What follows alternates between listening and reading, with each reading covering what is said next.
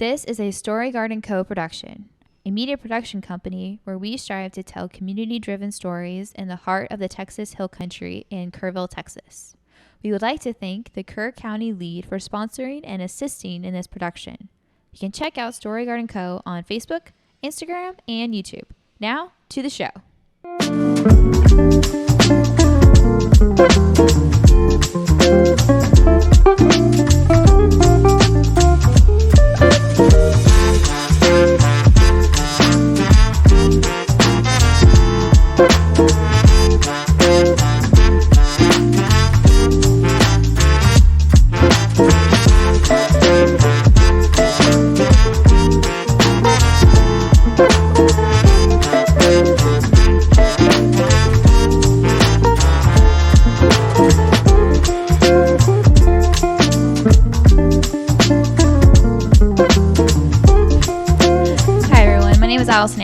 And I own a production company called Story Garden Company, and we're expanding and bringing in a new podcast / video production aspect. We're going to call Storycast, and this is called How We Do It.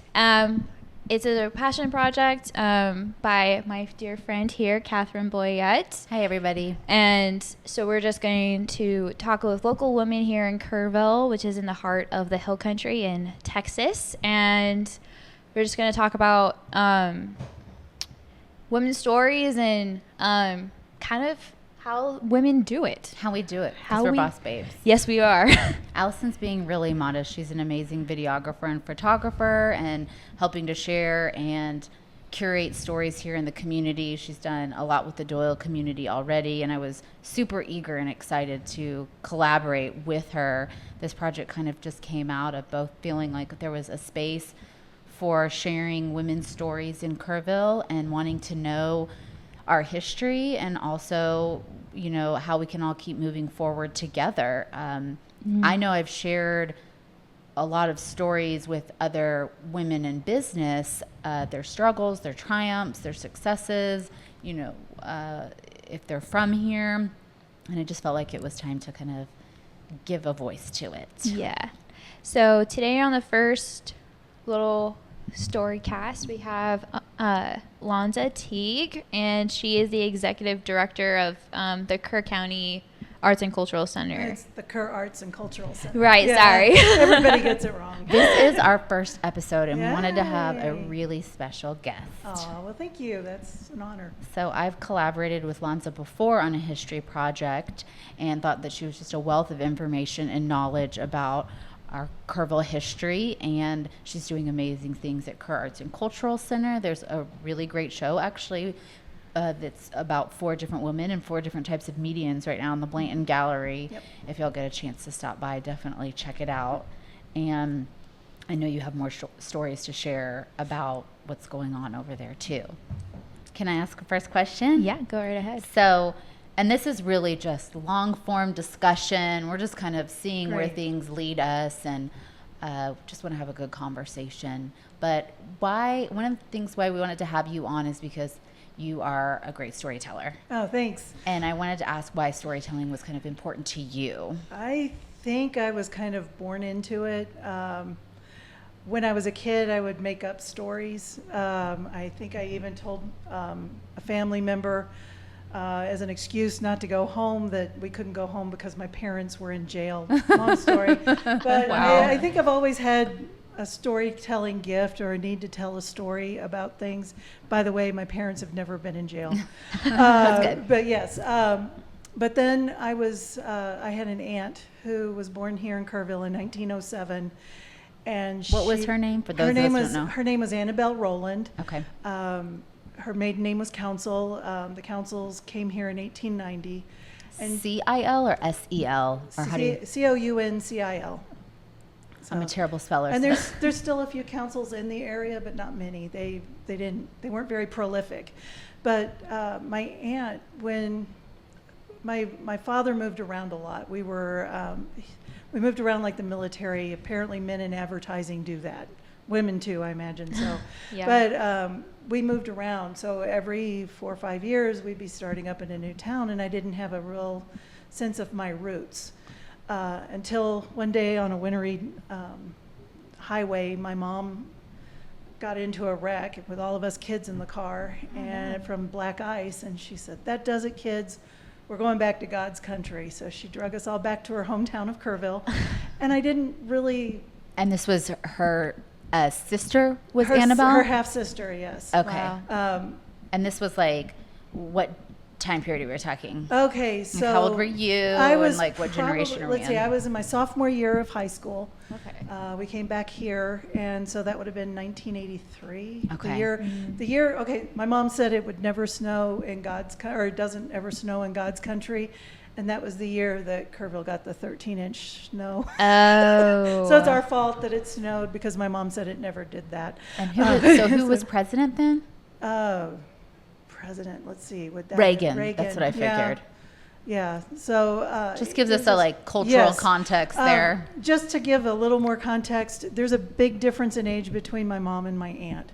My aunt was born in 1907, but my grandfather had 3 families 16 years apart. He outlived 2 wives, and my mom was the product of the 3rd marriage, and Oh, my grandmother Interesting. outlived my grandfather. So that's where that came from. But anyway, getting to know my aunt after moving here, she gave me a real appreciation for not just family history, but for Kerrville history.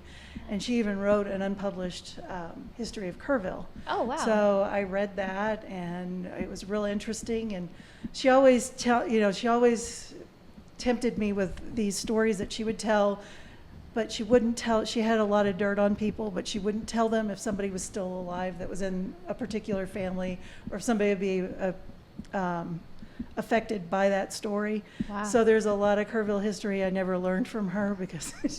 So storytelling is in your family, and she Yes. seems In your to be blood. Yeah, really creative Yeah, too. my dad was a very outgoing, boisterous person who was very musical and talented performer as well. So I guess I came by it naturally. I never thought I had the talent for performing until I got really involved over at the Point. And I always had a want to get on stage and act and perform and sing, and I didn't think I could sing. I found out I could sing. I didn't know I could. I didn't realize until I got up on stage that I never got stage fright.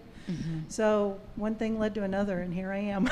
It's Wow. it's interesting because it's such a part of your family lineage, and maybe not like formal theater Right. training or formal storytellers, but you know, it was there and you were certainly exposed to it. And so Right. it's interesting that you didn't think you could do it when it was so a part of your family, you know. Right. Well, my mom, she is a math teacher, and she got in front of people and talked all the time, but she's fairly shy.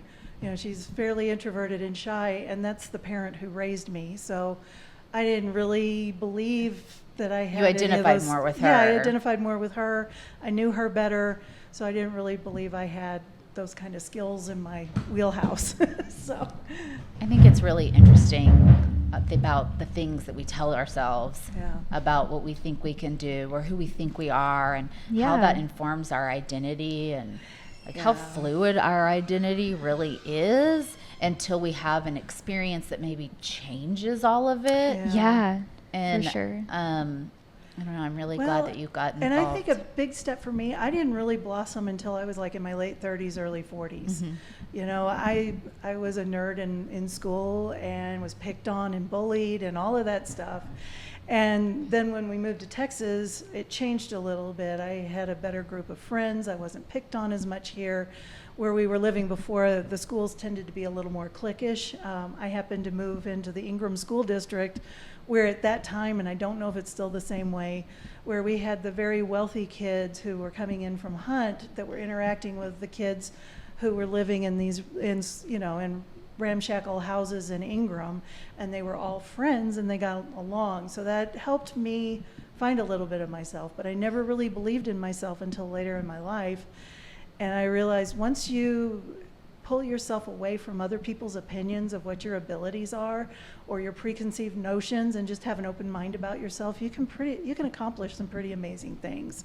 Yeah. So That's awesome. Well, to you, that opens up so many more things I want to ask you. Yeah. And thank you so much for just Sure. like diving right in. But I saw that you were a glass artist. Yes, Is I that am. right? So Yeah. talking about doing things that are different, and I don't know any glass artists. How did you get into that? Well, my husband and I were both Renaissance Fair performers at the time. Okay. That's And, cool. Yeah, and we were managing a campground for Renaissance performers and vendors, so we were kind of in charge of that. I was living in a fifth wheel trailer at the time, and my husband and I, for some reason, went to Hobby Lobby. I can't remember what it was we were there for, but he went off to go look for whatever it was he was looking for, and I just started, because it's a world of wonders in Hobby Lobby.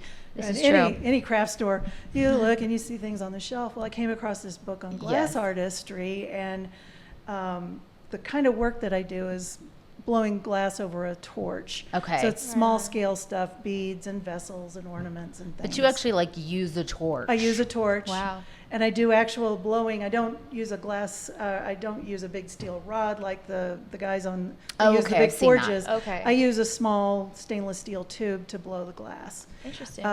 But that all started from me falling in love with this book and buying just really cheap materials and starting to blow glass under a shade tree out at the campground. When everybody else Wow. was doing their thing, I was just kind of learning the glass art. Well, it seems like it was kind of, you could do it anywhere. And your Yes. materials were fairly Yeah. small. And you were mobile. Right. So it kind of And seemed affordable in terms of, sometimes buying art supplies and all of a sudden, they can Yeah. really add up. Well, and when you get into the more expensive, because what started, I started over literally a blowtorch. So you have your little canister of gas and the little torch head, and you turn that on and then you blow. Well, I was learning beads and small shaped objects at that time, and that's when I learned, those cheap materials that you get, they're great to learn on, but you have to grow, in order to grow your art, you have to grow your studio as well. And so the torch got bigger over time, and then it realized outdoor torching is not a great idea. It leaves Yeah. you turn that torch on and people are like drawn to you. And so especially Yeah. in a Renaissance Fair community where, everybody on the street is a performer, artist of some type, you just end up with people, hey, what are you doing? What is that? So you need walls It's around the fire. yourself. Yeah. Yeah, the fire draws them in, and then, you realize it makes your beads and glasswork more stable if you anneal them in a kiln. So you learn about that, and then you learn about thermal shock. So if the day's a little cool and you don't keep the glass in the torch, it'll shock and blow apart. So it was a learning process, but if I'd Yeah. been afraid of molten glass, I probably never would have. For some reason, the drama and the fire and everything just kind of drew me in. And There's kind of a performance Yeah. aspect to it. And I love the idea that, once again, we were talking about earlier, wasn't something that was a part of your identity or that you had even thought you could do. No. You were pretty shy and quiet, and here you are using a blowtorch. Right. Yeah. There has to be something, like you said, inside you that was if I put my mind to it, I can do Yeah. it. You were Well, and you were attracted to the fire. Yeah, it was the fire. I've just learned through life not to limit myself. If something draws my interest, just go for it and try it out. And if you fail, you fail. Mm-hmm. It's not a judgment on you. It just means it's either a learning experience and you improve on it, or you move on to something else and find something else that's more fun to do or something that interests you as well. That's why I've got so many darn hobbies. The glass artistry and the upholstery and all this stuff I do all kinds Yeah, of because when stuff. I met you, I knew you as a costumer, seamstress, doing all of that. And Yeah. then could you share with everyone who may not be familiar with what HCAF, Hill Country Arts Foundation, is and the point? The Hill Country Arts Foundation is a place I worked. I left the Arts and Cultural Center for a while and went to work for them. And they are a campus that's devoted to both the visual and the performing arts. And they have an outdoor stage, and they have this beautiful gallery, and it's all on this riverfront property. And it's just a really nice, it's a sweet place to learn and create and grow. And I got in there as as a costumer because I made the mistake. It wasn't really a mistake, but I've seen the costume ship there. Yeah, it's huge. It's huge. Wow. Well, I happened to mention to somebody, Jeff Cunningham, who at that time was the director of theater. I can't remember what his actual title was. I don't think it was director of theater. Doesn't matter. He was working there, and he overheard me saying that I can sew. And at that point, he's like, "Wait a minute, you sew? Do you do clothes?" And I said, "Yeah." And he says, "Well, we are in a pinch. We have a lady who's had to step down they actually had a cast member pass away. Mm. Oh. And they had an understudy who stepped into her place. She was an unusual size, so they didn't have anything up in the costume shop that would fit her." Yeah. And he said, "Can you make us 2 dresses for her scenes?" And I said, "Sure." And he told me the time period. I was like, "Oh, 1940s and 50s? Yeah, that's my thing." And then I asked him, "Well, when do you need them?" And he says, "Can you get them done by Friday?" And it was like Wednesday. And I was like, Oh gosh. Sure. So I was up all night long. I made these costumes, got them to the point, and from there on, I was costuming. They're like, "You're really valuable."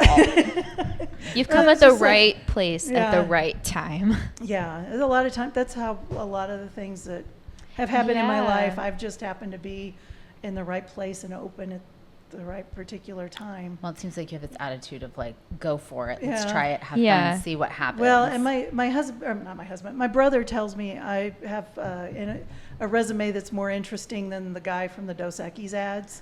He says, "You've done everything." The world's most Yeah. interesting Oh my man. God. Yeah. Dos Equis, you should sponsor us if Yeah. you want to. Yes, Exactly. please. do. This video is sponsored by Dos Equis. So many things just came out of that too, and like, I don't know if you want to chime in, Allison, but when you were talking about that you were costuming for people, I was interested about how that intersects with your curiosity about like body positivity, and Yeah, for definitely sure. wanted to touch on that. I know your health was important to you, Oh, yeah. and kind of sharing some of your journey about that. Yeah, my health has been a big issue for me probably from day one, and my body image has been a big deal. When I was in elementary, I think I got it in my head, and I wasn't fat, but I got it in my head that I was fat and ugly. And of course, Not true. Beautiful. Well, thank you. But Yeah, I know. when and I wasn't. I was a skinny little long-legged kid, and here I was thinking I was fat.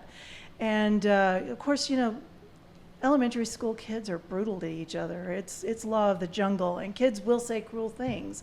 Yeah. I think one of the most important things that probably young kids should learn, or people should learn as young as, is that people's opinions of you are not a definition of you. They say more about that person than they do about you. Yeah. And you Yeah. shouldn't let what somebody else says about you affect you as deeply as we tend to do.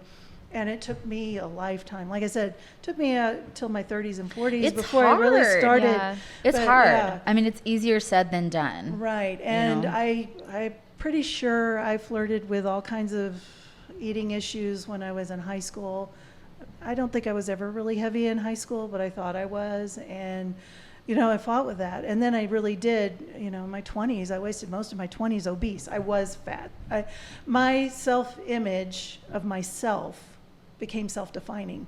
I believed I was fat, therefore I became fat. The And- messages Yes. that other people told you. And I'm not slim now, but at one point in my life, I weighed over probably 350 pounds. Wow.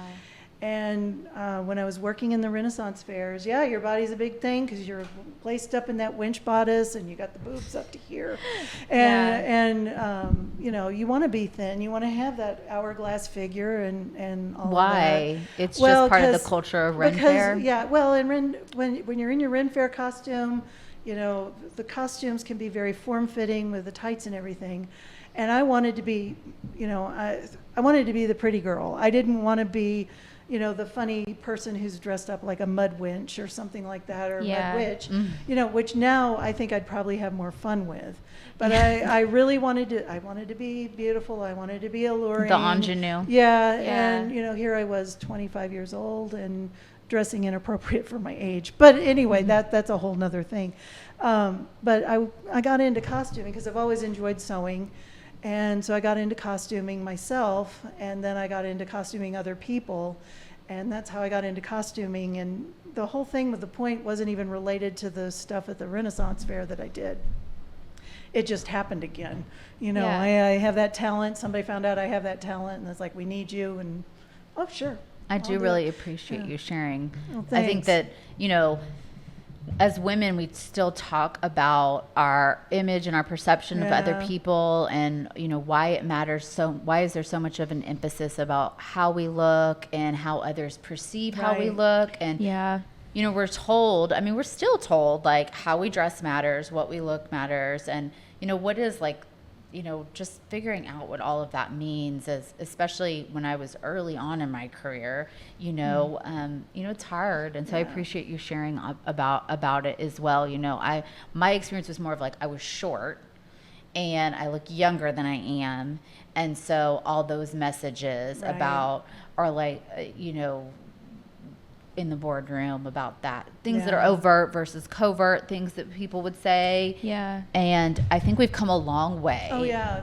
But I I agree. think that we have more to go. Yeah. You know. Yeah, I always kind of grew up with just these kind of mixed messages from like different aspects, because like my church would be like, oh, you should, modest is hottest, and you like praise like being modest and whatever. But what does that mean? Yeah. Yeah. And then like we would go to, like, I would have like a Bible study that was like by the pool. We would go to the beach. I lived in California, so we can do that. But like we would go to the beach and would have like summer camp, and all the girls we were kind of forced to wear t-shirts, and all the Over your boys can bathing suits, yeah, and all the boys can just wear Shirtless. Yeah, can be shirtless. And I'm like, what's the difference? And then I would be the one who would get dress coded for like showing my bra straps, maybe accidentally, because they fall off sometimes.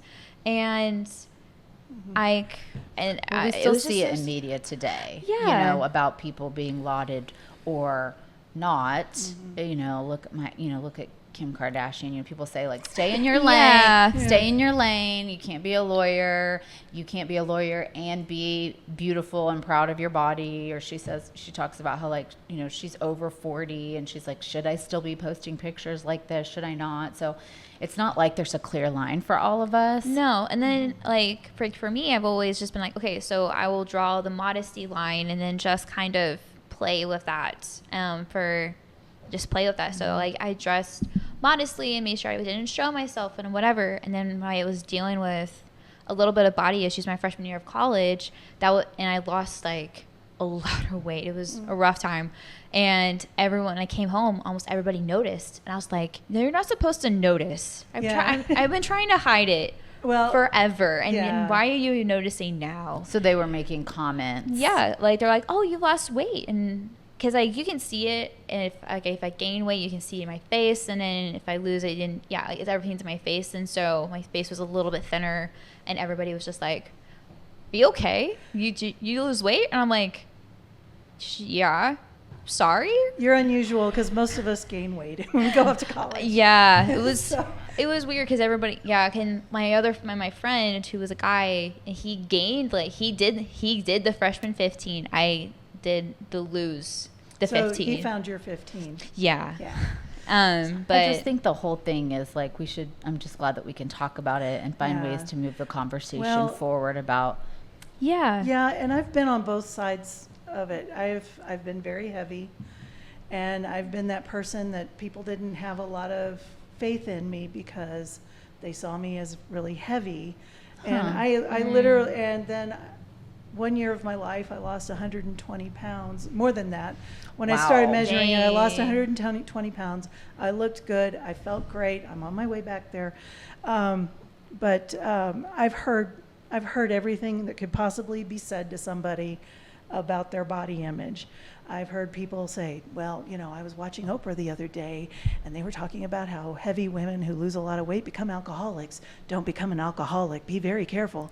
Or Crazy like, how are Yeah. the two related? Well, what would you say to young women today who are, if a takeaway for them since you've heard it all and seen it all? Don't sweat it so much. Don't worry about your body as much. And I still do. I'm not happy with the weight I'm at right now, but I'm working on it. I know weight is something that can change.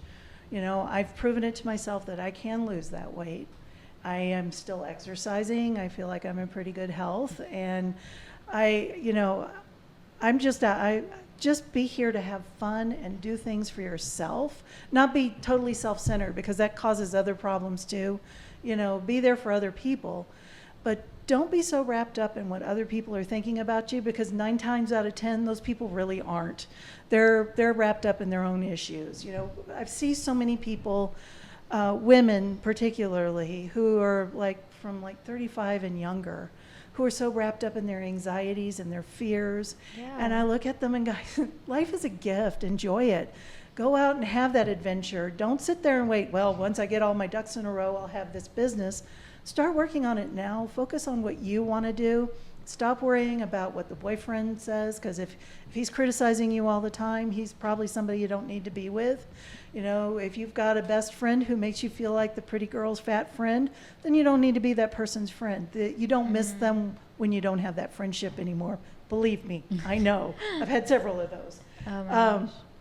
Sometimes you're just better off just being in the moment, enjoying your life as it is now. Stop worrying about your ugly toes or something that doesn't matter to anyone else. Yeah. You know, if your weight is an issue and it is threatening your health, then yes, you should take care of it, because I can tell you, when you're really heavy like I was, there are some health problems that come with it. And it's okay to be comfortable in your own skin, but you really want to be comfortable in your own skin. You want to be healthy. You want to be there for your family. You want to be there to show up for the adventures you want to have. You know, don't get married too early. Also, that's another mistake I can tell you. Don't rush into it. We should sidebar, when we go back and editing. So this might be a trigger warning. All the mistakes I made in my life had to do with my body image and how I felt about myself as a person. Getting married at 19 was probably one of the biggest mistakes I ever made in my life. But I thought I knew everything, and I thought I was smarter than everyone else in the room. I should have been out seeing the world and getting the experiences I'm having now with older knees. You know, if I had those young knees again, boy, I could get I don't know, you're doing all right, Lanza. You're doing all right. You're doing really well. Yeah, Thanks. I had a question I'm for impressed. you. Sure. About who do you think is, in your opinion, Kerrville's most interesting woman in history? In history, I'd have to say it was Florence Butt. Okay, so tell us about yes, Florence. tell us. One of the things I've started doing is researching the T-zone of downtown, the Main Street, Earl Garrett intersection, and right in that area. And of course, Florence Butt's first store was right there on Main Street. And this includes Water Street as well. And as I've been researching for these downtown history tours that I'm giving, I've learned more about her. She founded the H-E-B food store. Well, she came here with very little, and a husband and a child who were both sick with tuberculosis. Yeah. And so was the sanatorium, the TB hospital, Yeah. already here? Yes. And they came because of it? They came to Kerrville because of the climate. Back in the early 1900s and late 1800s, when TB was such an issue, Kerrville was considered a healthy place. Mostly, yeah. Yeah, I've always wondered that, because Interesting. I've heard that before, not just about Kerrville, but people went to in Arkansas. the tuberculosis was- hospital. Yeah, so is it something to do with the air quality or being near the sort of. river? Or what is special It about... has to do with the climate. If you're able, because one of the ways they treated TB patients was they left the windows open. So you were always breathing fresh air. You weren't cooped up in a closed room. Okay. So when the fresh air was coming in, you'd want it to come in all year round. So our winters are pretty mild. So that's why we were considered a healthy place to come if you had a member with some lung issues and breathing issues. In spite of the cedar, they still, they saw this as a healthy place to live if you were having those issues. That makes sense. So where did they come from? They came from, I believe it was Tennessee. We got a lot of people from the Tennessee area. I have it in my notes. I don't have it right off the top of my head. Sure. But she came with a husband who was really, really sick, a son who was really sick. And they moved into the store, and they lived on the top floor, and they ran the store on the first floor. And all they had when they started is, when they moved into this building, they found a Bible on the shelf. And she read from that Bible before opening business every day. And that was where she drew her inspiration. And she leaned on her faith to get her through what must have been, she's moved into a place where there was no family. She didn't know anyone. She had sick members of her family, and came here and started a store. And women Yeah. really didn't work like They that didn't. then. That was in 1905. So women were Wow. still wearing corsets and, the long skirts at that time. Yeah. And men were seen as the head of the household. And so it was very unusual for a woman to break that mold, start a business. And not only that, but her grocery stores grew as her business grew. Her sons and a lot of the neighborhood boys would rush home after school, load up the groceries in their little red wagons and deliver them out to people in the neighborhoods.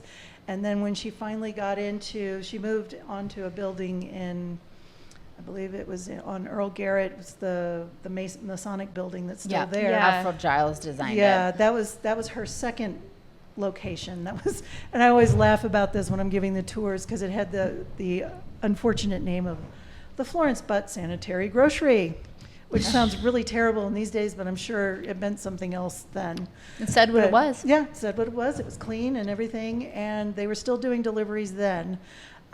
When they moved over to where not the Slate Gray Gallery, where Fitch Estate Sales is now, Yeah. that's when the son started running the grocery store, and it became the H-E-B. It would start out, as a Piggly Wiggly, and then it was the first cash and carry store in Kerrville. Okay. So So what does cash and instead carry of mean? all the kids getting their little wagons and delivering them out to the neighborhoods, people came in, paid cash for their groceries, and took them home with them. So basically, the modern grocery store. Right, back when Florence was running it, it was you'd place your order, you'd come by the store, place your Curbside. order. Yeah. It was the early curbside. Now we've gone back to it. Or actually it was DoorDash. So, We've gone back to the good old days. yeah, so that's. But she inspires me because, man, a lot of women in that position, even now, if they were dealt with they were given a sick family, no income, nowhere to live. How many women would have gone to a strange community and just started a Brand business? new, And yeah. from what I understand from people who knew her, she was a really tough lady. She had an iron backbone, from what I understand. Some of the kids Dang. were scared of her, but she had to be tough. And her husband died 10 years after they got here. Oh, So wow. she was a single mom after that. As you said that, it spurred a natural question in my head about what people say about women and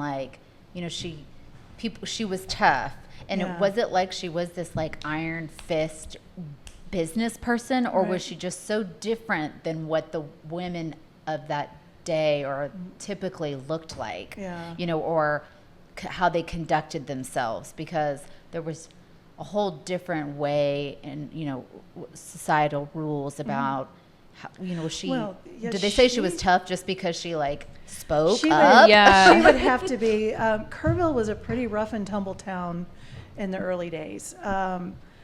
There's stories about You some and I really- have talked, but everyone Yeah. who's listening might not know. No, So, Yeah. there have been some crazy murders downtown, or in the early days. There Ew. have been some strange forms of justice downtown. It was very much, whereas Fredericksburg and Comfort were pretty much genteel and settled by Germans, we were a frontier cattle town.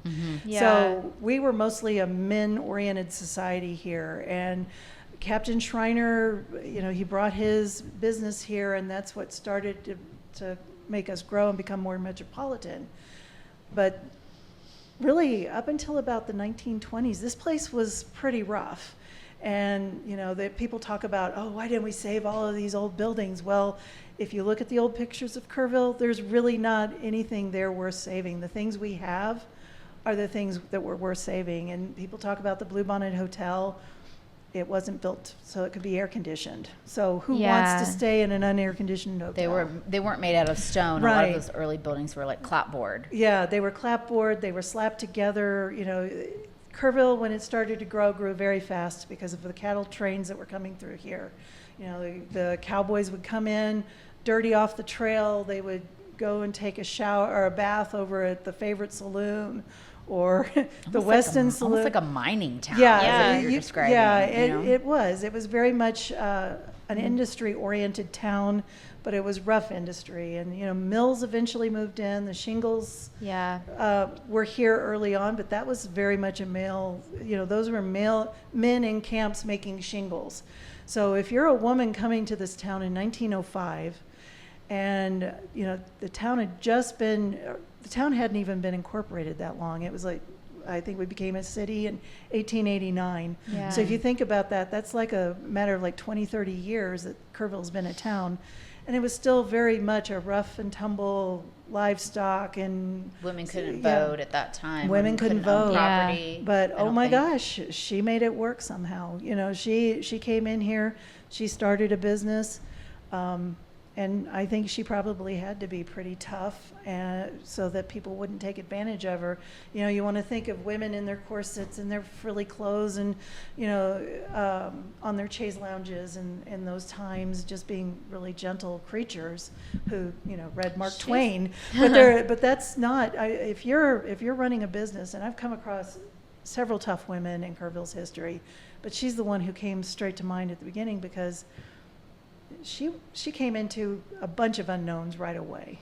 And she's arguably, like, when you really talk about the most, the woman who maybe had the biggest impact in terms of now H-E-B and its grocery store in Texas and Mexico, and its foundation and what it does in philanthropy, and obviously there's just so much added to it. Started with her. Maybe Kerrville's most important person at all. If she had sat there worrying in Tennessee about my poor sick husband, my poor sick son, what am I going to do? Where's our paychecks coming from? Well, they didn't have paychecks. What other people thought about her? What are people going to think? I'm sure she had family members back from where she came from that told her, you don't want to move out there. That's a rough place. Why would you want to go there? I'm not sure why she found Kerrville other than the climate, and that at that point, Kerrville was being marketed as a healthy place for people with tuberculosis to come to. Very cool. Wow. Well, I was also wondering, you said your resume is quite varied, and that you've had a lot of different jobs. I also read that you were a typesetter. Yes, for the daily, I guess specifically, we're here now and we're sharing stories, and we're doing video casts, podcast, story casts, and then there's so many different ways to tell stories. I know you're a blogger, and then we've even talked about like performance aspects and a little bit of art, but there's so many. I was just interested with some of the interesting stories you came across when you were a typesetter. That's a whole different medium. I wasn't just a typesetter. I started out at the Kerrville Daily Times in 1989 as a typesetter. My journalism teacher, Fluffy Cash, was... She's going to be on our show. She recommended me for the job, and of course at that point I just had high school level typing. I didn't type very well. And she said, you better pick up on your typing, because I told them you type at 180 words a minute. Oh, geez. So I was just like, That's okay, fast. well. So, and I had about a year of college under my belt when I got this job. And so what I would do is every day after work, I'd go home, and whatever book I was reading, I'd type out of. And I got better. And so I eventually moved up into advertising and writing in advertising, and then I became the assistant lifestyle editor. So I wrote a few stories. So I came across some really interesting stories from The Last Man. There was a pair of twins who played fiddle, and they were as old as Methuselah when I met them. And one of them said he was the last man to see a Native American in Kirk County. Oh, he wow. saw the last one he was leaving. And I've heard all kinds of interesting stories. I mean, people's stories are just interesting in general. You don't know in Kirk County who you're talking to. You may look at this little old man who's sitting at a volunteer desk somewhere and not realize he designed tools for NASA. So true. He trained astronauts what to look for on the moon. You don't know, talking to this weird German guy, that he is actually a Hollywood script writer and wrote some of the Anaconda movies. There are these people here in this town. We have a lot of local color too, but you don't know where these people, what they did before they came here, and you can't just judge them on the surface, on their abilities. You may see this little old lady and think, she doesn't know anything. but she may have, earned her living writing grants and bringing in millions of dollars to various organizations. Yeah. So there are some people, yes, they're retired, but that doesn't mean they don't know what they're talking about when they're talking to you, and they're not worth your respect. I think that the intergenerational learning is really valuable to a community, and one of the things that's really interesting about Kerrville is so many people do volunteer. Right. You know, It's a blessing. Mm-hmm. I wouldn't have my job if it weren't for volunteers. The place where I work now was formed completely out of volunteer work. Wow. And they ran that center for 7 years without any paid employees. And I was their second full-time employee there. Wow. When they finally decided, well, the retirees can't do we can't do it all through volunteer work. We're going to have to pay somebody to do some work here. Yeah. Still at all. Yeah. that's a good idea. Mhm. Yeah, that's a good idea. Yeah.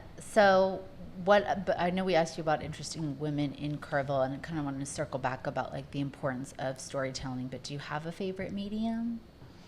For storytelling? Yeah. As far as a consumer, or as when Consumer. as a Yeah, consumer, yeah. I have really gotten into podcasts. For a long time, I was listening to Yeah. audiobooks because We like to hear that. Yeah.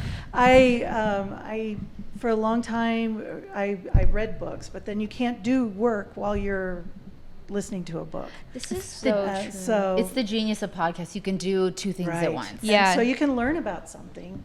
I really enjoy YouTube because I'm learning new skills through there. You go, okay, so how do I change out this bathroom faucet? And instead of going and asking my husband, who's going to go, there she is with another project, I can go figure out how to do it myself and just do it. Yeah. Instead of waiting for somebody else to take care of it for me, I'm just going to do it myself. There you go. Especially if somebody says, you can't do this, I'm probably going to end up doing it. That's Or what at least trying. Yeah, that's what I love about like YouTube. I think I told this to a customer. I'm a barista here at Pint and Plow, and that's my day job. And I think I told one of my customers, because I can do like latte art, and he's just nice. like, "How did you figure out how to do that?" I'm like, YouTube. Literally hours and hours Yeah. of watching YouTube videos and watching different baristas all over the world, just like how to do this art. And he's like, Good for "Are you." Yeah. Yeah. And he's like, "Are you serious?" And I'm like, "Yeah." And then I'm like, I'm part of the YouTube generation. This is what I do. Right. It's like I look up on YouTube and learn all Right. kinds of things. It's like, She's And- elevating the barista experience. Yes, she is. at Pint And Plow, bonus points making to it her artful for because sure. I'm sure barista is not what you plan on doing with the rest of your life. I mean, I see you doing this great podcast project and everything. yeah. But even though you're here at a job that you may not necessarily feel you're going to need these kind skills, of a launching pad. you're Yeah. still going the extra mile and learning how to make it a special thing that you're doing. Yeah. And I think that's Thank an you. important thing. People get so wrapped up in, don't like my job, I'm miserable here, then I don't have Yeah. any close friends here. Just do the That's- best that you can, and then when Yeah. you find the new opportunity, or be open to opportunities. Exactly. You're focused on how miserable you are. You're not seeing what's going on over here.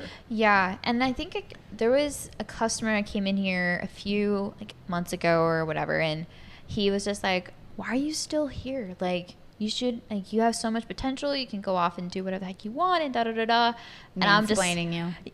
a little, and he was an older gentleman, and I was just like, I absolutely love my job. There's there's aspects of it that are frustrating and all of that, but it's like the best space for me because I get to talk to people that are I You get to hear stories and help tell stories. Exactly. I get to see them most of these people, I see them every single day or once a week because most of them are all regulars. And so I guess get to create these relationships with people that I would never have been able to in a different Yeah. setting. And I think really it's because of my job here at Pint Plow has been able to open up so many opportunities like Story Garden and also the project I'm doing with Doyle and this Right. and I would never have met Catherine if I didn't work here, true. And that's you found the joy in your job. And I don't think the man was so much mansplaining you. He was complimenting you. Yeah. He saw your abilities, but he's also responding true. to the joy he's seeing in you as well. He's like, Right. oh, you could be doing anything you want. Yeah. Well, this is what you want to do right now. Yeah. So Right. And that it's was a good thing. and that was the biggest thing is when so like I graduated from Baylor, which is, that's pretty cool, I guess. Yeah, it is. It is. It's a great school. It's a great school. So I graduated from Baylor in 2020. Baylor Bear. Yeah, and that was literally the best time to not graduate from college, and just because of the pandemic and everything. But so many people, when they found out I graduated from Baylor, they're just like, "Oh, so what are you gonna do now?" And I'm like, "What would you like me to do in the middle of a pandemic? I can't really do anything." And I think that's what a lot of people, I've worked with a number of college graduates who automatically think they need that manager's job coming straight out, or, whatever your degree is in. But I've learned you've got to earn your chops through a job and prove yourself as an employee before you're really handed the big stuff. Yeah. And it's not just about the education you got in school, but it's also the education you've gotten in life that makes you a more valuable employee. Yeah, I wholeheartedly I have to agree. bring up an interesting point about Yeah. that because I just read a statistic about this, that women are more likely to be given jobs based on their past experience, but men are actually more likely to be given a job based on their potential. And it plays into all sorts of things that's about true. the wage gap, the income disparity. Wait, really? Yeah. And so That's dumb. Sorry. when you start off at different rates, you're not given the manager position right away. And then how do you get that first job? And just it's the barrier from the very beginning. Right. And I know we wanted to ask you about like what advice you had for women in careers, or any stories you wanted to share about, how to navigate that, being a woman in business and woman in nonprofits. Yeah. Well, be flexible. Don't be too stiff in your expectations. People don't always give you what you want right away. And I've been dismissed on things. When I saw something, I was like, oh, we really need to do this. And particularly when I worked at the Arts and Cultural Center the first time around, I've been there twice. There was a little break in the middle there. When I was there as the manager, and I was, late 20s, early 30s, and not taken very seriously because I didn't have gray hair like everyone else. I got a lot of pats on the head, and I kept saying, this fundraiser that we have every year could be so much better if we did X, Y, and Z. Look at the trends and they weren't ready to hear it. Well, I've been at it now for a long time, and now people are hearing me, Yeah. Just because they're not hearing you now, and I'm telling you, that was back in 2008. Before me too. Yeah, 2009, you kind of have to keep singing your song and believe in if you believe in what you believe and you have stuff to back it up, and it's not just because it's a gut, don't react from the gut all the time. If you just kind of wait people out, sometimes they'll come to your way of thinking, especially if you find gentler ways of pointing it out, because I see a lot of attitude from people, I've been telling them for years, they need to do it this way, and they don't. That's not how you win people over. And I'm seeing it a lot in our society now too. You don't win people over by yelling at them and calling them names. If you believe something differently, or if you believe something should be done differently, you've got to win them over to your side. You Through can't discourse. you can't bully them into conversation. and don't be so hard-headed. Be open to their side too. Because there may be a reason, we've tried that before, and this is what happened. Yeah. So, that sort of thing. Because a lot of times these people have a lot more experience at something than you do. But I'm also, one of the things is just to stay flexible. Because if I had gone in to the job I have now, saying, I'm executive director, so I direct everybody else to doing things, then the lights would never get adjusted where I work. The toilets wouldn't get unplugged. The crazy people that come in day to day, we get everybody from people who are just wandering in to get in out of the air conditioning because they live outside most of the time, to the very refined, straight-laced people that come in. You've got to be able to get along with a lot of different people in order to go far in life, I believe, because shutting yourself off from somebody because they look different, or they might believe differently from you, whether it's religion, politics, whatever, shutting them out shuts you out of an experience and a learning experience as well. And I see this going on so much on so many different levels right now. And I get along with a number of very different types of people. And I think that's because I relate to so many different people, and I understand where a lot of people are coming from. If I don't agree with them, I can still understand what their motivations are. That allows me to do my job better and network and fundraise and do these things, because I have to stay open to all sorts of different kinds of people. Yeah. And, if I judged the woman that comes in looking like one of the people who live on the street and treated her differently than anyone else that came in, I'd lose out on a big art sale, because that lady happened to buy 5 paintings that day. And she just loved art, and she was happy where she was, and she enjoyed visiting with the people there and had a good experience and bought a bunch of paintings. And came back later. It's Yeah. really interesting. Yeah. You said, it's that kind of old way of like, it's my way or the highway, or top down way of doing business is kind of over. Right. And I do think that like an approach that's a little more I can't pronounce it, egalitarian. Yeah, Egalitarian, thank Yes. you. I promise I have a college degree. I just can't talk sometimes. It builds consensus more, and Well, then- and that's I why ca- women make good leaders. I've Yeah. heard. Well, then having like an open mind and wanting to like understand other people's opinions and like just Right. to formulate like what's the best possible idea. I know I try to like whenever I collaborate with somebody, I'm like, okay, I'm gonna come as a position of like a learner, and let's like learn and figure things out together. Like I'm collaborating with a project right now, and my collaborator, she has already done this project and she's kind of added me onto it. So I'm like, okay, I want to hear, I have an idea. What's your perspective? And I'm not expecting anything out of it. I'm just like, so I can learn and see like, oh, that makes sense. Or what's your reasoning behind why we shouldn't do this and that and whatever. And I think that's the best way for really anybody, man or woman, to kind of build upon and be a better person, but also just be a better leader in general and kind of move into the world in that way. A leader knows how to delegate, but a leader also knows how to learn as well. Yeah. And that sense of humility that you've got, that'll take you farther than anything else, is just being open to other people, listening to their stories. Sometimes you don't, like today I didn't want to hear it, but I sat there and taught and listened to this lady who was driving me absolutely insane today.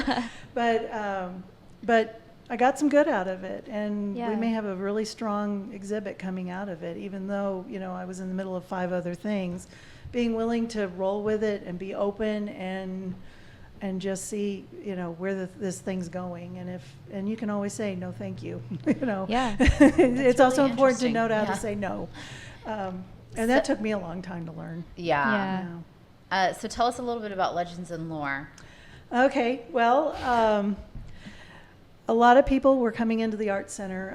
I'm a local history geek. I have some performance experience in my background. And day after day, people who are coming to visit Kerrville were asking, what is there to do in this town? And how do I learn about how this town became what it is? And we have a museum that's coming eventually, but it's going to take some time. Yeah. And so I saw there was a need for people to learn about Kerrville and be available to do that. And, of course, I started doing the tours right before it started getting hot. And who wants to walk in Kerrville in August? But there is an interest. I'm getting calls all the time. I started learning more and more. I knew quite a bit about downtown Kerrville, but I wanted to learn more than what's on the placards, the history placards on the buildings. I wanted to learn about the people that live downtown, the funny stories like the bear that went on a rampage downtown Kerrville. What? We had a bear that got loose from a butcher shop downtown, had a pet bear, and he got loose. And he ran around downtown and scared everybody. I mean, I don't blame What kind the of bear? people. Yeah. I'm not sure. Hopefully not a grizzly. My hope is that it was a black bear. I don't think it didn't attack anyone, but it was the bear did not come to a good end. Got everybody Poor a bear. scare. Yeah. On the way to Baylor. probably. Yeah, he was. Sick embarrassing. Well, he ended, So it's a tour that people can take. it's a tour people can take. It's a guided Interesting. walking tour. I'll take them downtown, tell them some of the interesting stories about some of the things that happen downtown. I've busted some of the legends about downtown and found out the real story behind them. Telling some stories, connections that certain people downtown, like a man who ran a hotel, his connection to a well-known massacre that happened in the west part of the county, how he was connected to that, and how he became the first witness on the scene after it happened. It's like I said, Kerrville was not a genteel town in the early days, so there's some pretty rough stories that come from that, and I think that also explains some of the ghost stories we get. But The tunnel. yeah, the tunnels down under Captain Schreiner built. Oh, I've seen those. Yeah. They're cool. Yeah. It's kind of frightening, but they're cool. Yeah. If you've seen one, you're a lucky person because not many people have. A lot of them are just blocked off.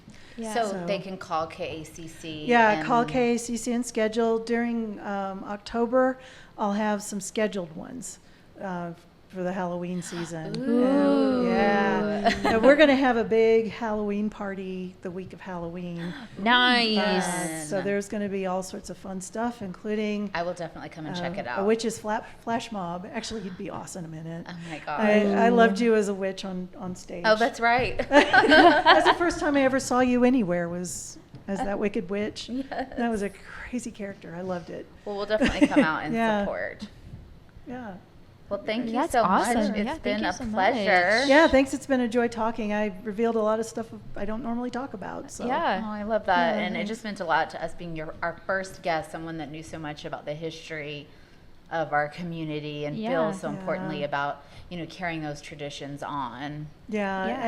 And learning about Kerrville's history has answered a lot of questions I've always had about this town. Like, why aren't there so many old buildings? And why do we not have a courthouse square? And that sort of thing. Those are all answered in my tour, by the way. But there's Just people asking why, too. That Yeah. was something that once I became rooted and invested in living here, I wanted to know the history about our community, kind of standing on the shoulders of the Shoulders. not shoulders. soldiers. Shoulders. Those are hard words. I know. I'm going to have to work on my diction as this podcast improves. You're doing great. But learning about where we came from and standing on people's shoulders, Yes. that creating that next generation of our community. Yeah. Well, it's just been a pleasure. Thank you Yeah. so much. Yeah, it's been a pleasure for me too. Yeah. And one last question is, how do you do it? Do what? How do you do all of the things? My husband asked me the same thing because I'm never home. I just stay open. I think that's pretty much my philosophy for living. Just stay open to possibilities. And if you have something in the back of your head that says you should be doing X, Y, and Z, give it a try. There's probably a reason that inspiration is in there, or you've got this voice in your head saying, Listen to that voice, Start not a the other tour. one. Yeah. Listen Do to the that thing. yeah, don't listen to the voices that are saying, you don't look good enough, you're not good enough, you don't know enough. Just do it. one. Listen to that one. I like that. Thank you. Yeah. Thank you so Sure, much, thanks. Lanza. Thank Thank you. I've Lanza. enjoyed it. Well, that is our first. It's a wrap. That's a wrap. That's our first show. It was super fun. Super fun, and hope to see you next time. Yes. Bye, everybody. Bye.